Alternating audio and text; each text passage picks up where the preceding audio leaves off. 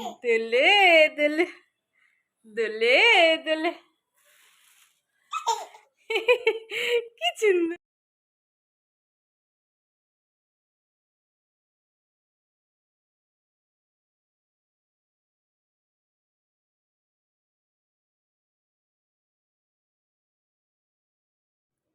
Good morning, আমার নতুন আরেকটি ব্লগে তোমাদের অনেক অনেক স্বাগত জানিয়ে শুরু করছি আজকের ব্লগ। তো আশা করছি তোমরা অনেক ভালো আছো, সুখে আছো, শান্তিতে আছো আর খুব হাসি খুশিতে আছো।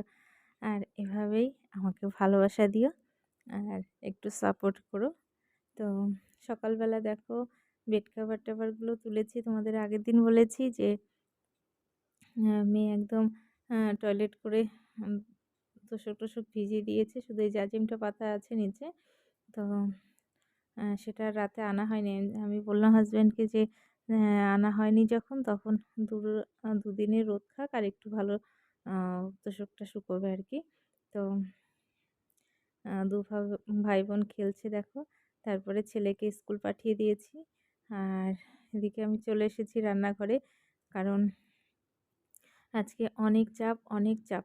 কারণ আমার ছেলের পরের দিন আছে হচ্ছে ফ্যান্সি ড্রেস কম্পিটিশন। তো সেখানে কি পরবে সেটাই আজকে দেখার। তো ভিডিওটি দেখতে থাকো। ছেলেকে আজকে কি পরাবো, কোথায় যাচ্ছি, কি কিনতে, সেটা তোমাদের আজকে শেয়ার করব। তো রান্নাটা ঝটপট করে নিচ্ছি। আবার আজকে আমার মিটিং আছে, সেখানেও যেতে হবে। মিটিং বলবো না, ট্রেনিং আছে। তো এখানে করছি মা বাবার জন্য নিরামিষ আলুর কষা আর কি। মশলাপাতি দিয়ে কষিয়ে নিচ্ছি। তার রান্না বান্না আমার কমপ্লিট হয়ে গেছে। তারপরে মেয়েকে নিয়ে একটু বসেছি। আর ছোটো মাছ রেখেছি, ছোটো মাছটা চচ্চড়ি করব। আর বাঁধাকপিটা বসিয়ে দিয়ে তারপর মেয়েকে নিয়ে একটু ছিলাম। ওর ঠাম্মি একটু বাইরে কাজ করছিল। তো বাঁধাকপি করতে তো জানোই অনেকটা টাইম লাগে, ঢেকে ঢেকে করতে হয়। আমি একটা সিটি দিয়ে নিয়েছিলাম, তো যার জন্য আরেকটু তাড়াতাড়ি গলে গেছে। তো আমার অত ধৈর্য নেই যে ওই হালকা আঁচে, ধৈর্য থাকলেও উপায় নেই বলতে পারো। তো এরকমভাবে আমি প্রেসারে একটা সিটি দিয়ে সেটাকে আবার ফ্রেশ জল দিয়ে ধুয়ে আমি বাঁধাকপিটা করি। যার জন্য এখনকার সবজিতে সব কিছুতেই এতটা মেডিসিন দেয়া থাকে, তো স্বাস্থ্যের পক্ষে খুবই ক্ষতিকর। আর এই যে দেখো ছোটো মাছ রেখেছি, তো এটা আলু দিয়ে পেঁয়াজ টেয়াজ দিয়ে চচ্চড়ি করব। তো আজকে এটুকুই রান্না হবে। আর কালকে মা করেছিল কুয়াশ আলুর ঝোল, তো সেটা রয়ে গেছে কিছুটা, বাবার সকালে হয়ে যাবে। আর মেয়ে ঘুমিয়ে গেছে, ওর ঠাম্মি আছে মেয়ের কাছে। তো রান্নাটা ঝটপট করে নিলে কি হয়, অনেকটা রেহাই পাওয়া যায়। আর ছেলে যখন আসবে আমি ততক্ষণে রেডি হয়ে নিতে পারি। তো মাছটা বেছে টেছে ধুয়ে নিলাম সুন্দর করে। আর এদিকে বাসন টাসনগুলোও নিরামিষের আমার ধোয়া হয়ে গেছে। তারপরে দেখো মাছটা ভেজে নিয়েছি, একদমই ছোট মাছ। তো বেশ কেমন লাগবে জানি না, আমি আগে কখনো এরকম মাছ খাইনি আর কি। তো এবারই ফার্স্ট কিনেছি, কেমন লাগবে বলতে পারবো না।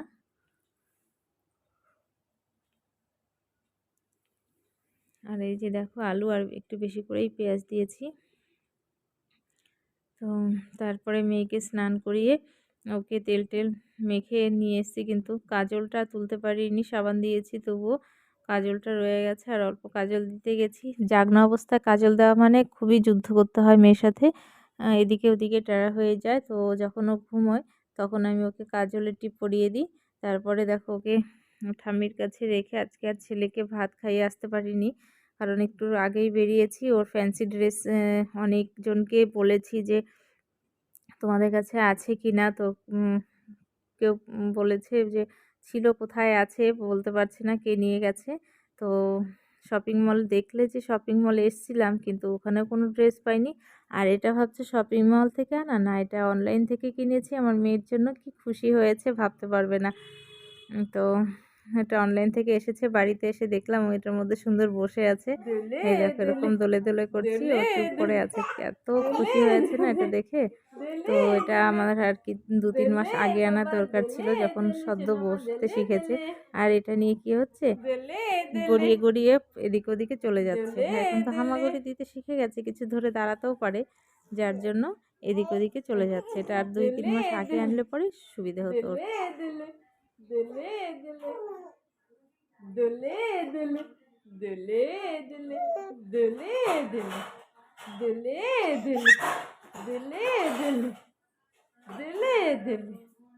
কত সুন্দর না বাবা। গুড ইভিনিং বন্ধুরা। তো এখন বাড়িতে এসেছি, আমার মেয়ের জন্য একটা ভালো খেলনা এসছে, খুব ভালো, এত খুশি হয়েছে। আর এখন ওকে রেখে ও দাদাইয়ের কাছে আমি ভেবেছিলাম যে চেঞ্জ করে নিবি, ও থাকছেই না, এত কান্না করছে। তো ওকে বসিয়ে রেখে এখন চেঞ্জ টেঞ্জ করে হাত মুখ ধুয়ে নিই। তো দেখতে থাকো কন্টিনিউ। আর আজকে আমাদের ঘরে একটা খুব ভালো জিনিস লাগানো হয়েছে, তোমাদের দেখাবো, চলো একটু পরে দেখাচ্ছি। তো তোমাদের বললাম যে ওর আমার ছেলের জন্য ফ্যান্সি ড্রেস ভেবে, ও বলেছিল ডক্টর সাজবে নাহলে পুলিশ। তো কোনোটাই পাইনি ড্রেস, অনেক দোকান খুঁজেছি, শপিং মলেও গেলাম, কিন্তু কোনো ড্রেসই নেই ওরকম ধরনের। তারপরে ভাবলাম, মাথায় একটা আইডিয়া আসছে, সেটাই তোমাদের দেখাবো যে ওকে কি বানিয়ে দেবো। কিন্তু অনেক রাত হয়ে যাবে আমার মনে হচ্ছে, কারণ মেয়েকে ঘুম পাড়িয়ে তারপরে ওর ওই কাজটা শুরু করব। তো আমি এটা দেখেছি, মানে ইউটিউবেই দেখে আমি আইডিয়াটা এসছে যে খুব ভালো একটা টপিক বলতে পারো এটা। তো বাচ্চাদের এটা একটা আগ্রহ বা কৌতূহল যেটাই বলো, ওদের একটা শিক্ষণীয় বিষয় এটা, যে এটা কি ওদের মনে থাকবে। তো সেই জিনিসটাই বানাচ্ছি। চন্দ্রযান-3, তো আর্ট পেপার কিনে নিয়ে এসছে ওর বাবা, আর এদিকে বসে গেছে। আর আমি এদিকে মেয়েকে অনেক সাধ্য সাধনা করে ঘুম পাড়িয়ে তারপরে এলাম। আর আজকে না আমাদের, তোমাদের দেখানো হয়নি, আমাদের লাইটিং লাগানো হচ্ছে ঘরে। তো ছাদে যে দাদা লাইটিং লাগাচ্ছে, সেই দাদা হাতুড়ি দিয়ে তার কাঠিগুলো মারছে, যখন এত জোরে আওয়াজ হচ্ছে যে মেয়ে ঘুমোচ্ছে না, বারবার করে তাকিয়ে আছে ড্যাব ড্যাব করে। তো স্বাভাবিক, এটা যেরকম আওয়াজ হয় না, রাতের বেলা তো আরো বেশি শোনা যায়। তো দিনে টাইম পাইনি, রাত্রে এসছে, কি করা যাবে, আজকে এরকম কাজের দিন। আর আজকে মেয়ে ঘুমোচ্ছে না, তো ঘুম পাড়িয়ে মাকে বললাম, মা এদিকে ভাত বসিয়ে দিয়েছে, ভাত প্রায় হয়ে গেছে। তো মা বললো ওর কাছে যাচ্ছে। তো আমি বললাম তাড়াতাড়ি যাও। আর আমি আর আমার পতিদেব বসে গেছি তো এটা বানানোর জন্য। তো দেখো, এটা বানানো অত সহজ না, প্রচুর প্রচুর টাইম লাগছে বানাতে। কখন বসেছি, এখন 12:30 বেজে গেছে।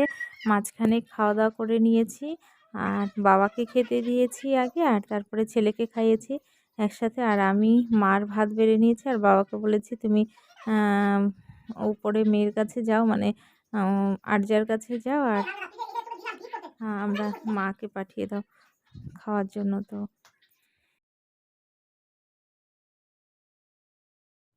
ছেলে পড়তে গেছে, আর তো চলে এসছে টিউশনি পড়ে। ভেবেছিলাম ওকে পাঠাবো না, কারণ মাপঝোপগুলো দিতে হবে। তো ওর বাবা আর্ট পেপারগুলো আনতে একটু লেট করলো বলে বললাম যে যা পড়তে পাঠিয়ে দিলাম আর কি।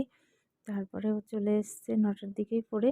আর এখন বসেছি, প্রচুর টাইম লাগছে জানো। আর নিচে বসে আমার একদম কোমর টোমর ধরে গেছে। এমনিতেই মেয়ে হওয়ার পরে কোমরের অবস্থা বেহাল আর কি, খুবই কষ্ট হয়। আমি নিচু বসে আর কি কোনো কাজই করতে পারি না, এত কোমরে ব্যথা হয়। তো আমার পতিদেবও দেখো এদিকে শুয়ে পড়েছে, কারণ অনেকক্ষণ ধরে বানাচ্ছে, ও আমার অনেক আগে থেকে বসেছে। আমি মেয়েকে ঘুম পাড়াচ্ছিলাম তখন থেকেই বসেছে আর কি। তো ওরও খুব টায়ার্ড লাগছে। আর ছেলেকে আবার দুজনের মধ্যে আমাদের পুরো ঝগড়া লেগে যায় যেন। কোনো একটা যদি কাজে একসাথে বসি, মানে ও আর আমি যদি বেশিক্ষণ থাকি এক জায়গায়, মানে ওই সাপ নেউলের মতো আর কি, খুব ঝগড়া লেগে যায়। তো ও আমাকে বলছে হাত জোড় করে আরকি, হয়ে গেছে তোমার সাথে আর আমি কোনো এক কাজ একসাথে এরকম করব না।